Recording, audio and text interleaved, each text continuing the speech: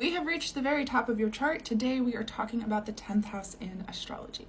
The 10th house in astrology is often considered to be like the second most important house in your chart. Obviously the dynamics of your individual chart will determine what is the most emphasized and highlighted and active house in your chart. But in terms of like its presence in your life, how it impacts you, the 10th house is a big one. The 10th house is speaking to your external life. It's very public. It's the top of your chart. It is the most visible part of your chart. And so it's also the most visible part of you. The most visible part, it's the personality that you might have kind of in a public facing way, but it's also your public facing work, the things that you do in the spotlight, the things that you do for the world, the career that you're building, the legacy that you want to leave, and the legacy you do leave, your reputation before you get to legacy, how other people see you, especially how other people like perceive you without necessarily knowing you, but having a sense of you through public exchange. So this is your work in your world. This is your work in the world, your career. This can be the way that you handle authority and the way that you lead other people. This is the house that is going to rule advancements in your career and promotions, right? So the 6th house is kind of going to speak to like lateral work moves, whereas like promotion and new exciting jobs that are gonna propel you into a new space, into a greater alignment with like the work you want to be doing long term in the world. We're looking kind of more at the 10th house for that. So in addition to the 10th house ruling the work that you do publicly, your external work, how you're seen by others, it also rules people who are seen by others, people who do external work, and like public leaders. So politicians, celebrities, public figures can fall into the 10th house. People who exist and people with big public personas exist in the 10th house.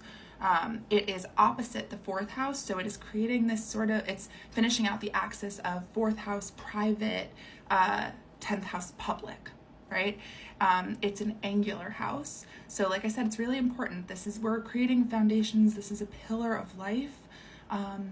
It's what you do in a big way and how you're known for what you do. So we have new themes and we're setting up a new pillar here.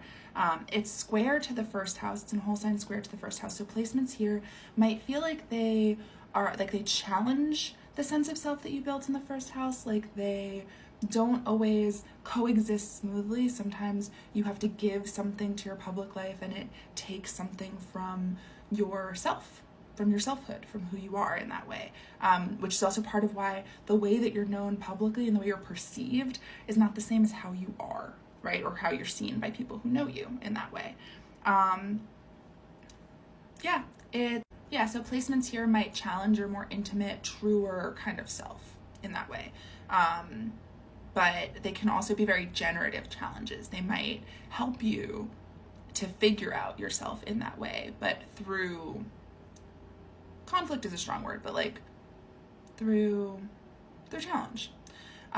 If your midheaven is here, then this is going to kind of double down on these themes. Your public work is the highlight. Your reputation, the way you want to be seen and the way you want to be known by other people is about your work. You want to be seen for what you do. You want to be known for what you contribute. You want to be remembered for what you've provided for people and leave behind in that way. You might seem ambitious or career oriented, but it depends on how like concretely your 10th house is manifesting career, because your work in the world can be a larger concept than your career, especially in capitalism.